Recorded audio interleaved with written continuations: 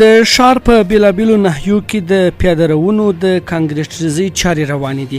د لښکرګاه ښاروال احمد سید انصاري په هدایت د لښکرګاه ښاروالۍ له لوري د عمل د ښار په بیلابیلو ناحیو کې د پیاده روونو د کانکریټیزي چارې روانې دي. د مرکز لښکرګاه ښار په بیلابیلو برخو کې د کانکریټیزي چارې 55% بشپړې شوي دي او د عمل کارونه په چټکۍ سره روان دي.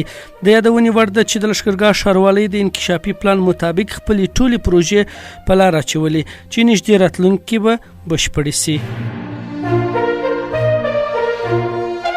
د بهرنیو چارو وزارت سرپرست امیر خان متقي په کابل کې وی غونډې ته وویل د افغانستان مزاج داسې دی چې په همکارۍ او راشدرشه به ورسره چلیږي. که څوک له فشاره کار اخلي دا معنا لري چې غواړي افغانستان بیرته ناامنۍ او ګډوډۍ خواته یوسي او زیاتوي چې د حالت د هیچا په ګټه نه دی.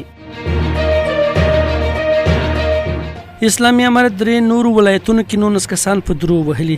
د اسلامي امارت حکومت سترې محکمې په کندوز، خوست او لغمان ولایتونو کې د غلا، لیواتت، نه مشروع اړیکو او کورونو څخه د تیښتې په جرم 19 کسانو ته د تعزیري سزا خبر ورکړی دی.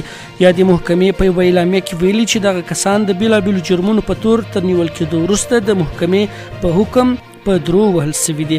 د اسلامي امارت د سترې محکمې د معلوماتو په اساس له یادو کسانو څخه 9 تنه په خوست، 9 تنه په کندوز او 1 تن په لغمان ولایت کې په عام محضر کې له 15 څخه تر 19 درو وهل سوي دي.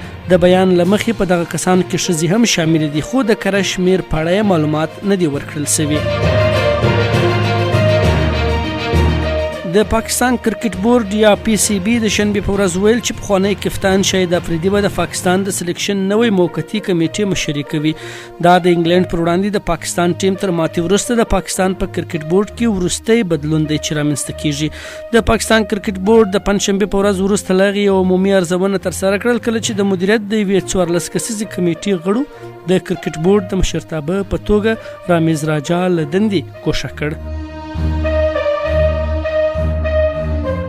د کاناډا د بهرنیو چارو وزارت په افغانستان کې د غیر دولتي بنسټونو د ښځینه کارکونکو د کار ځنډولو په اړه اندېښنه څرګنده کړې ده. د دې هیواد د بهرنیو چارو وزیر میلانی جولی پر ټویټر لیکي دا پریکړه د ښځو حقونه په بشپړه توګه له پامه غورځوي.